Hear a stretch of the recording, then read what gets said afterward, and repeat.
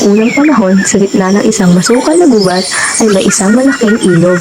Sa ilog na iyon ay may nakatira na matandang buhaya. Hindi na ito nakakahuli ng hayop na makakain dahil mahinan siya. Isang araw, nagutom ang buhaya at naisip niya sa kanyang sarili na, Ang hirap talaga manghuli ng pagkain sa lupa. Kailangan ko subukang makahuli ng isda sa ilog. Nagugutom na ako. at nang subukan niyang maghuli ng isda, ang isda ay mabilis na nakatakas. Pagod na siya at nanghihina, kaya nagpasya siyang magpahinga muna sa ilalim ng puno sa may tabing ilog. Sa kabilang banda naman ay isang unggoy ang nakaupo sa sanga ng puno na iyon. Habang kumakain ng ubas, nakita ito ng buwaya at tinanong niya ang unggoy. Kaibigang unggoy, ano ba ang kinain mo? Maaari mo ba akong bigyan kahit kaunting yan? Gutom na ako. Ubas ang tawag dito at napakatamis nito. Ito, kainin mo to. Yum. Oo nga, napakatamis nga ang lasa nila. Wah! Isang tagapagligtas. Nagugutom na kasi ako at tinulungan mo pa ako. Napakabait mo. Habang buhay ako, magpapasalamat. Kung maging magkaibigan tayo, matutuwa ako at tinulungan mo ako.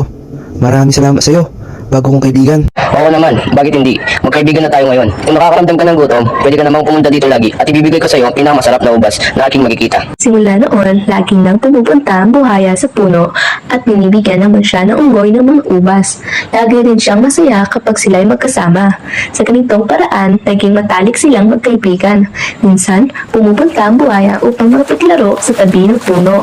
At minsan, umuupo ang unggoy sa likod ng buhaya upang makapaglibot sila sa ilog. Kaibigan kong unggoy, may sasabihin sana ako. Gusto ng aking asawa na humingi ng ubas. Pakiusap, maaari mo ba akong bigyan? Iuwi ko lang mga iyon. Oo naman, kukunin ko rin yon ngayon na. Masayang kumuha ang unggoy ng mga ubas at ibinigay ito sa buhaya. Pagkatapos, dinala ito ng buhaya sa kanyang asawa na nakatira sa napakalayong kabilang panig pa ng ilog. Mahal ko, tingnan mo kung anong dala ko para sa'yo. Mga matatamis na ubas. Mahal, bigay ito ng aking kaibigan na unggoy. Naku naman, mahal ko. Napakatamis naman ang ubas na ito. Pero mahal ko, asawa, hanggang kailan ka ba mabubuhay sa ubas? Isipin mo, kapag sobrang tamis ng mga ubas na ito, kinakain ito araw-araw ng unggoy. Gaano kaya siya katamis? Sigurado kong napakasarap niyang kainin. Oo.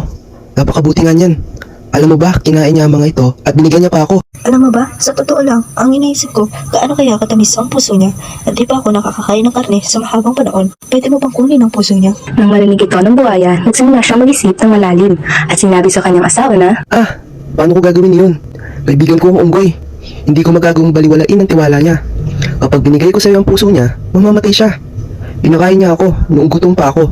Tapos gusto mo patayin ko siya ngayon? Hindi ko kayang gawin ang pinapagawa mo. Wala akong pakialam sa mga sinasabi mo. Gusto ko, ang puso ng unggoy na yun, dalhin at kunin mo yun para sa akin. Kung hindi, magpapakamatay na lang ako. siya'y nakikinig sa kanyang asawa. Kawawang buhaya, pakiramdam niya wala siyang magawa. Malungkot man ang buhaya, nagpupunta pa rin siya sa unggoy para kumbinsihin niya na sumama sa kanilang bahay para sa kanyang asawa. Kaibigan unggoy. Kaibigan, tuwang-tuwa ang asawa ko sa'yo dahil sa mga inuwi kong ubas. Kaya iimbitahan ka niya sa aming bahay.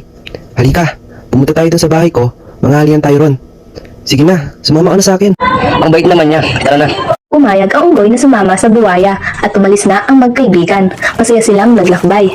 Habang naglalakbay, tinanong ng unggoy ang buhaya. Kaibigan, ano ang inahandang tanghalian ng asawa mo para sa atin? Tingnan unggoy, mahilig ka sa saging?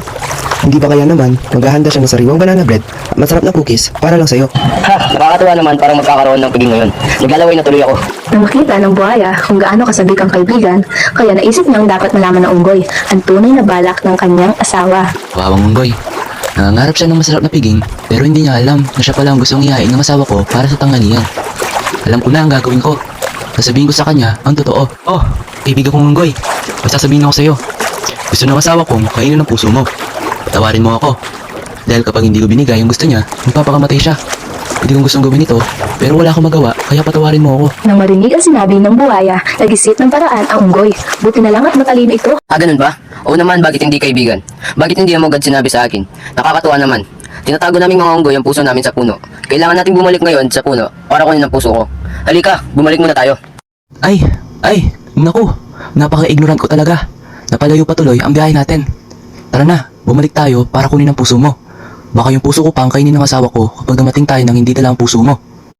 Lumangoy pabalik ang buhaya sa puno ng unggoy at sa pagdating nila sa puno, agad namang tumalo ng unggoy at umakyat sa taas ng puno at sinabi sa buhaya na, Utong buhaya, meron bang nabubuhay na wala sa loob ng katawan ng kanilang puso?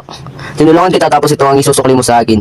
Traitor ka talaga, traitor ka. Mula ngayon, hindi ka na makakuha ng ubas at lalong hindi ang puso ko. Ginamit ng unggoy ang kanyang talino at talas ng isip para maligtas ang buhay niya. At ang hangal na buhaya naman dahil sa kanyang ginawa nang wala ang masarap niyang prutas at kaibigan.